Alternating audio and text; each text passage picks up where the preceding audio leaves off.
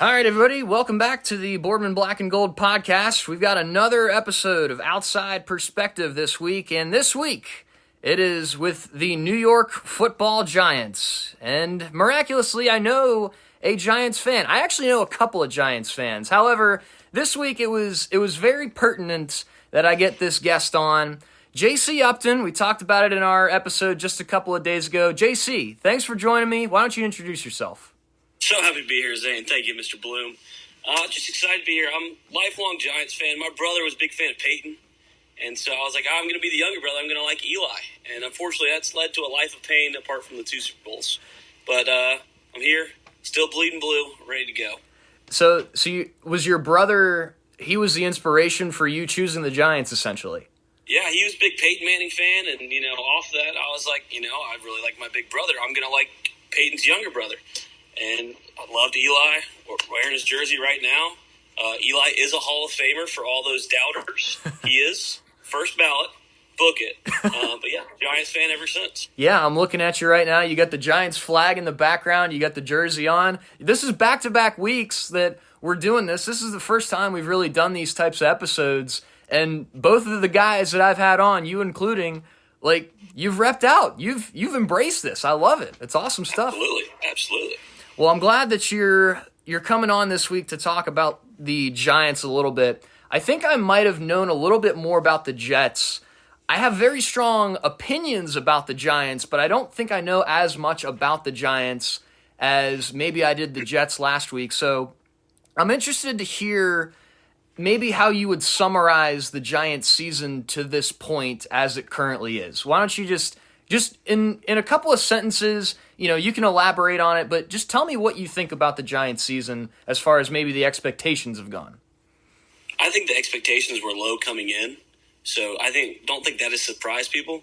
What's been frustrating is they've shown flashes, and there's obvious talent in key positions, but there's a couple positions that there's just so much deficiency and just stinks so bad it brings the rest of the team down.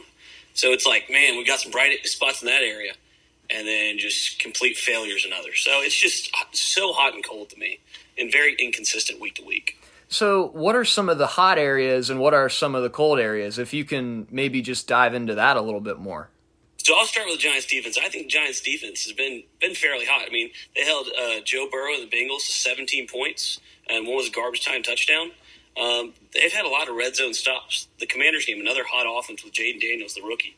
They held them to 18 points. They got to the red zone 6 times. All they scored was field goals. That was the only points they scored all game. I looked at a couple stats. They're 13th in scoring defense, okay, above average, 12th in yards.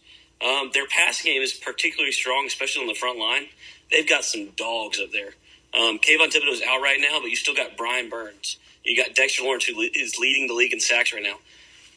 Potentially could be in the defensive player of the year running if the Giants were better. But I will probably go toward your TJ Watt just because the Giants, they suck. I mean, to be honest. Yeah, their passing game's good. They've got Azeez Ojulari on the other side. They can get after the quarterback now. Their rush game, miserable. They gave up a 46-yard rushing touchdown to Joe Burrow. Okay, they get killed on QB scrambles. They're 24th in rushing. Just wrote down some of these. But overall, the defense has been good. I've been happy with them. We've got a new defense coordinator from Tennessee in here, Shane Bowen. I've been liking his stuff. It's not as aggressive as Wink Martindale, but he's been doing good stuff. And you're an SEC guy. You're a Gamecocks fan, so you're well aware of what SEC defenses entail. And I was hearing something from another fan. Actually, it was Eli White, who's also a fellow Gamecocks fan. Mm-hmm. He was saying that I wish that I was prepared to talk about this because it's such an interesting thing.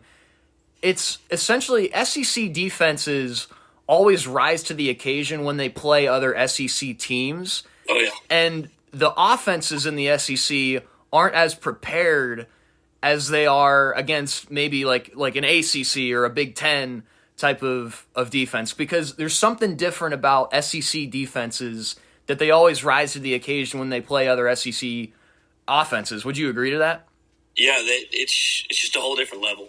I mean, South Carolina, they've had and again, this is a very biased opinion, but they've got the best defense line in the country. They've got guys that just wreck it. They had 9 sacks versus Oklahoma on Saturday.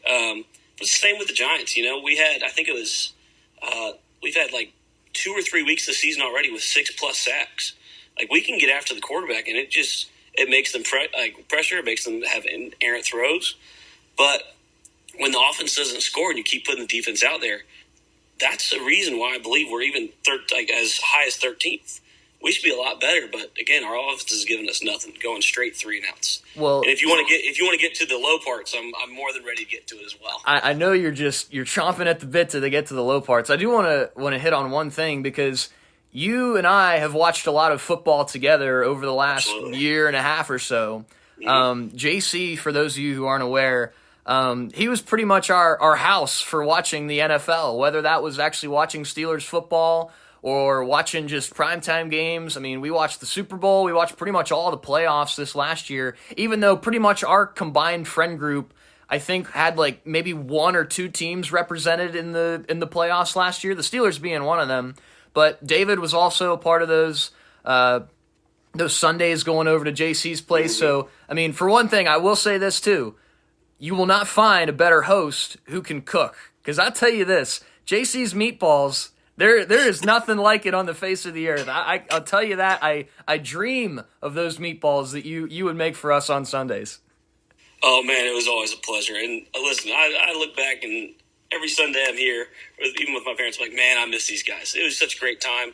It was something I could actually look forward to on Sundays instead of having to look forward to the Giants playing, which is that's the unfortunate reality as of recent. Yes, unfortunately. And I was talking about this with David as well. It's like, you were here for all the ups and downs of the Steelers because your roommate Joseph, a good buddy of ours, I mean, you and him were kind of our co-hosts. And, whenever the Steelers were on, we would come and watch the Steelers. And so you would always watch the Steelers with us. And you're well aware of how our offense operated last year with all the 3 and outs. And again, the most expensive defense in the NFL, it's hard when your offense just can't stay on the field. And it seems like you're kind of feeling that sentiment a little bit from the Giants' perspective.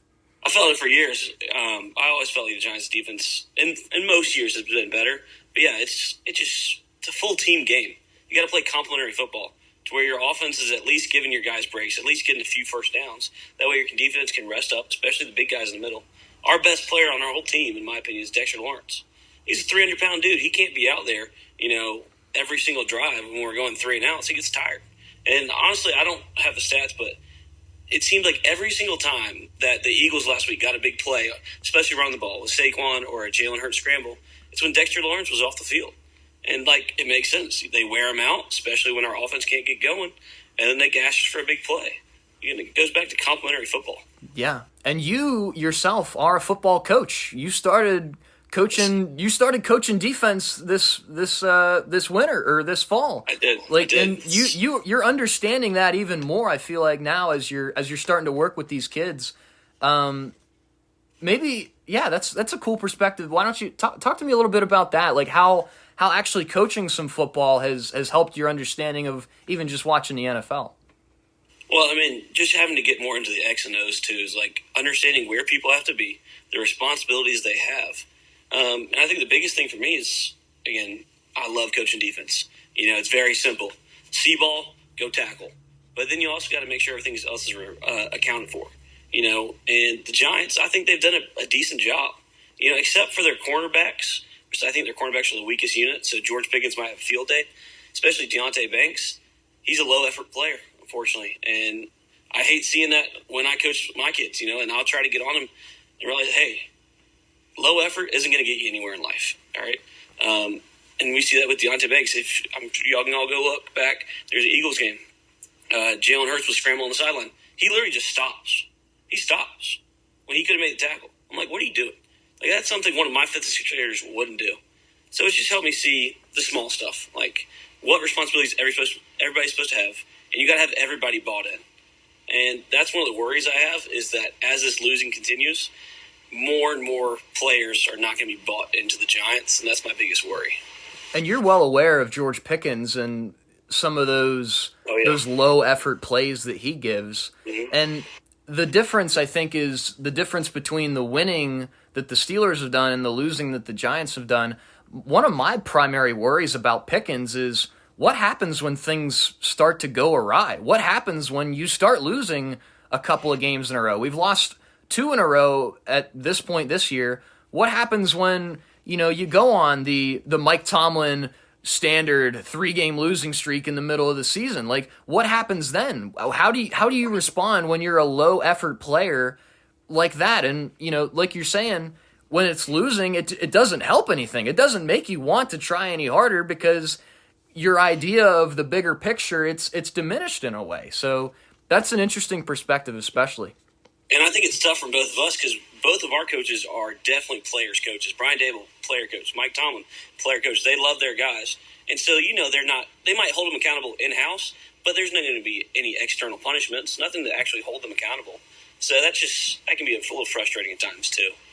So you mentioned Mike Tomlin, and I'm going to ask this to every single person that comes on this little segment. What do you think of Mike Tomlin? I know you understand what David and I think of Mike Tomlin, but what do you actually think about Mike Tomlin? I was listening to your guest you had on last week. I forget his name, but the Jets fan. And I kind of have a similar opinion as well. I definitely think he has some deficiencies. The NFL is just such a tough game to where if you can get a guy that can consistently get you into the playoff and you're consistently winning, it's so tough to let him go. And I know it seems like the game has outpaced him in some, but I think especially getting a new offense coordinator, because Matt Canada, he's up there with Jason Garrett level bad offense coordinators. Yeah. Let this offense get a little bit, let Russ cook, let Mr. Unlimited go. And if this season, and possibly even next season doesn't, then you're like, all right, then this is on Tomlin. So I'm not quite as cold as I know y'all are. I still think he's a good coach. He's a good manager of people, and he can still get a good team, and he can get you to the playoffs. He's got y'all at 5-2 right now. Yeah. But I definitely don't think he's up there with one of the offensive masterminds like a Sean McVay, like a Kyle Shanahan, like a Andy Reid. I think there's an obvious tier down, but that doesn't mean he's a terrible coach. That's a good breakdown of that. I think that's very valid. And again, from your perspective, it's something, even though you have Brian Dable, who is a similar style of coach, the difference in production is obvious. And Dable has been there, just 2-3 years, right? Not that long. This is third. Third year? Okay.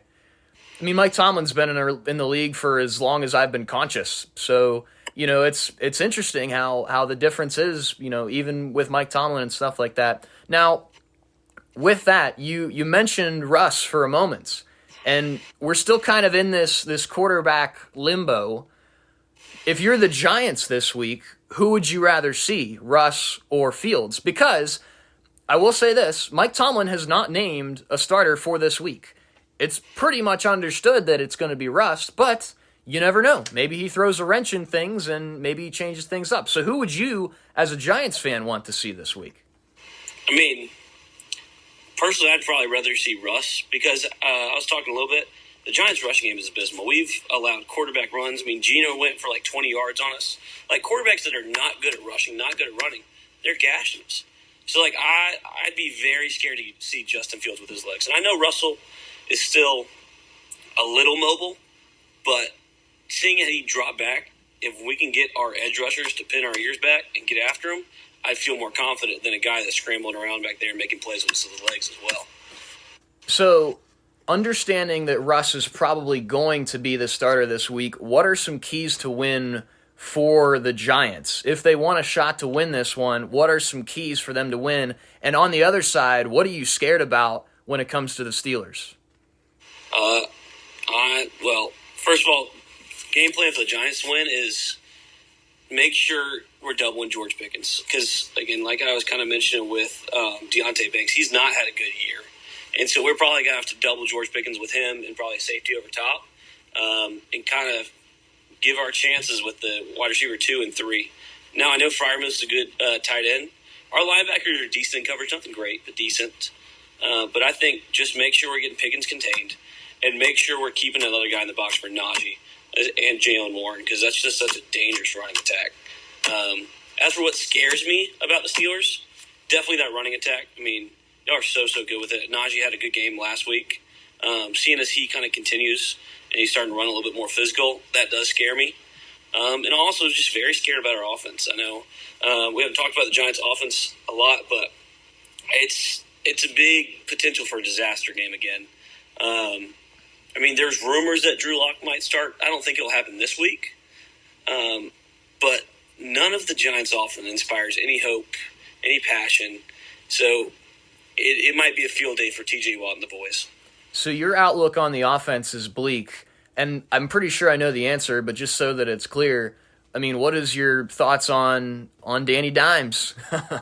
Listen, I'm going to be honest, for a long time, even like 2-3 years ago, I was still a supporter. I love the guy. Even last year, I was still willing to give him a shot. I held on hope longer than a lot of people I knew. But I'm going to go ahead and tell you my first notes I put on my pad right here. DJ stinks. He's terrible. He's terrible. I'm going to write down a few stats I wrote, all right? So in prime time in his career, he's 1 for 14. Ooh, not ideal. 1 win, 14 losses. That's the worst primetime losing percentage by a quarterback ever. Okay? He hasn't thrown a home touchdown since New Year's Day 2023. 658 days. Since he's thrown a touchdown in MetLife Stadium. That is abysmal. Abysmal. Okay? And, listen, for years I was like, hey, he has a terrible offensive line. He can't do anything. This year he's had a decent one. Now, Andrew Thomas, our best offensive line, he did get hurt. But we still have time. There's still time to take shots. You've got a stud wide receiver in Malik Neighbors. Okay, he's open. Okay, but we just can't hit him. We're scared to take shots. There was another play. Darius Slayton was open on 2nd and 11. Wide open. Nobody within 10 yards of him. Daniel Jones just has to roll out a little bit, hit him. Throws it left of him. Darius Slayton would have had to make an amazing catch. Doesn't, drops it. Like, any NFL quarterback should have been able to make that play. I'm just so cold on him. He's done after this year. There's no way he's a Giant after this year. I wish him the best going on, but he will not be a New York Giant after this year. Well said. Well said. And I might even be in that group of people that maybe is still hanging on to him. Maybe I'm still hanging on to him in vain, but I feel like at least this year he's been close, but just he can't finish it off. I feel like the Giants' offense is close to being okay at least, but Daniel Jones is the one that's holding it back. And I hate to say that because, again, I think that he's better than advertised and maybe forecasted. But, I mean, coming from you, it seems like you've lost that hope. Personality-wise, I love the guy. You know, he's head down, nose to the grindstone. He's going to work his tail off. Always have, and I'll give him props for that, you know? He's a tough runner. He'll stick his nut there. He's got great grit, okay? You know, has all that. But just physically throwing the football, making decisions after the play started, it's awful, right? He hasn't been able to hit a deep shot all year long. And, you have 3 good deep targets, all right, in Malik Neighbors, Darius Slayton, and Jalen Hyatt. Those are guys that can burn defenses and get behind them. And I think we've had, 1 deep pass play. It's been terrible. And again, I was a big sporty guy, you know. I thought he got done wrong in his first few years. And it could be very well possible that he's coming off the ACL. He's not really fully back to health. But just what he's showing, especially in prime time, just the 1 in 14 gets me. After looking at that more and more, every primetime game I see him maybe he'll change it this time. And he just hasn't. It's been tough to see. I truly do like the guy. But I just don't see him as the quarterback anymore. I think he is a likable guy, and I see that perspective on why he is likable. But like you said, he just can't figure it out when it matters the most, and even when it doesn't matter. I mean, I feel like last week it's kind of that week where you're in between. It's like, okay, this is a big week against the Eagles. We could really make a name for ourselves this week, and even in a simple Week 7 game, it never pans out, which is unfortunate. I mean, I have nothing against the Giants. Honestly, I love the Giants because they kept Tom Brady from 2 Super Bowls. So they have a soft space in my heart. And actually, I'm pretty sure the very first Super Bowl I ever watched was that first Giants-Patriots Super Bowl. What was it, 07? Is that right? 07. It was this 07 season, played in 08. Okay. That was the first Super Bowl I ever watched. It was a very, very vivid memory. My dad... He made a day out of it. I don't even know if I had watched any football in general before that, and I remember everything about that day, the setup to it, the game itself. I mean, that's an all-time classic game, of course. I mean, David Tyree. You're a little bit young. You're a little bit younger than me. Do you remember that? Is that something that you remember? Oh yeah. Yeah. David Tyree, man, helmet catch, one of the best plays in Super Bowl history. Might be up there with James Harrison's 99-yard touchdown return. Okay, well, tell me this right now, and be honest. Which is a better play? Because those are two incredible plays. Seeing how it was against the Patriots, the undefeated Patriots, okay, seeing how Eli escaped the pocket, he was basically sacked, got out of it, chucked it up, and then Tyree, basically a no-name wide receiver, a special teams wide receiver, goes up, pins it against his helmet, comes down. I'm going to give it to that, not because I'm biased or anything. Absolutely not. I understand that, and that was a moment. That was one of the first moments that I ever experienced watching football. Like, not even just like the NFL, but football in general. That's a core memory for me, and obviously a very core memory for you as well. All right, so we're going to get to this game, the game that matters the most. Monday Night Football at Heinz Field. You know it's Heinz Field. I know you know it's Heinz Field. Acrisure Stadium. All right. What's your score prediction? What's the outlook on this game? Oh, man. Score prediction. Again, I just don't see much from Giants offense. Maybe the defense gives us some short field position. I'm going to go 24-10 Steelers. 24-10 Steelers. 24-10 Steelers. All right. I think the Steelers running game does enough. Chris Boswell hits a nice field goal. Boz the leg. Yeah. My president, personally. Yes. Awesome guy. Okay. So that's a two touchdown win. You're saying you get to 10 points. What do you think about Russ in this game? Is it going to be problematic for the Giants, or is he going to do just enough? I think if the offense, I'm not sure how the Steelers offensive line is doing this year, but I think the offensive line can give them enough time. He can take some good deep shots to Pickens. And take some nice over the middle and kind of crossing routes to Freiermuth and also Calvin Austin. I think there's definitely a possibility for it. And just get Najee going and he'll be fine. Yeah. Okay. Now, the last thing I'll ask you, what's your forecast for the rest of this Giants season? What is your expectation? How is the rest of this going to go? What's their final record when it's all said and done? I mean, delusional me wants a 3-game winning streak like they did last year with Tommy DeVito, somehow get back into the conversation. I would desperately love that. But we've got a tough schedule. We have the rest of the the AFC North. So we still have the Ravens on the schedule. We got to play Dallas again. We got to play the Eagles again, which aren't great, but they've had our number for the past 5-6 years. We got to play Jaden Daniels again, who's on fire. We got a couple other hard games. I'm not excited to play the rest. Ultimately, I think we'll be a bottom 7 team. I don't think bottom 5, but definitely bottom 7. We'll probably finish with, I'd say, 5-6 wins. Okay, so 5-12. Is that about what you're thinking? Yeah, unfortunately. Okay.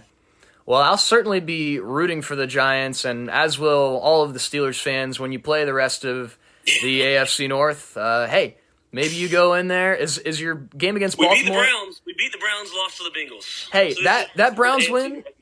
That Browns win very important to me because that put them away, and there's nothing better than seeing a 1-6 Browns team at the bottom of the division where they belong. And I know you know that. I know you understand that. All right. Obviously, you never like to see a guy get hurt, and this is kind of off topic. But do you think that Deshaun Watson going down actually helps the Browns? Yeah, I think so, and I think that Browns fans actually think that too. I'm not going to comment on what they did actually during the game, but from a simple strategy standpoint, they're better with Jameis Winston. Is he going to be he's a 30-30 guy, the infamous 30-30 season. But I think that gives you at least a better shot than what Deshaun Watson was doing before he got hurt. And Absolutely. I think that's reflected in how the Browns fans have been thinking about this. They've been wanting Deshaun Watson out of there for weeks now, and it took a horrendous injury for them to finally make a change. And at this point, it just forced their hand. They had no other choice. Yep. I agree. Sorry, I just wanted to get your opinion on that. No, absolutely. Get it on air. Get it on air. I understand that. You are entitled to anything you want to ask me. All our guests on here are entitled to anything they want to ask me because, you guys are coming on here. You're doing us a favor by getting us an outside perspective. The least I could do is to answer a question for you. So, but JC, I really appreciate you joining me this week. It's been fun to just even just see you again. I haven't seen you in a while. It's been a while. It's been a while. We got to find a way to get on a golf trip at some point. Absolutely. And then I don't know how much of the World Series I'm actually going to watch, but I know your Yankees. Start spreading the news. Yankees in 6. That's my prediction. Yankees in 6. Yankees in 6. You heard it here first. I specifically hope it's Yankees in 4 so that the actual World Series sucks and that we don't have to ever do a 1 seed versus 1 seed ever again. And for you and Nathan's sake, I don't have any really good friends that are Dodgers fans, so hey, go crazy. All right, thanks for having me on, man. I really appreciate it. No, thanks, JC. I appreciate you. This is the Outside Perspective episode for this upcoming week against the New York Football Giants. As always, the Boardman Black and Gold podcast is sponsored by Zecca Enterprises, crafting furniture solutions in northwestern Pennsylvania. Call 919-406-4679. We will be back, Zane and David, for next week's episode against the Giants. Monday Night Football, a big week for the Steelers, a chance to go 6-2 and trying to bury this Giants team that is trying to figure things out desperately. Thanks, as always, for listening to this week's episode, and we will see you next week.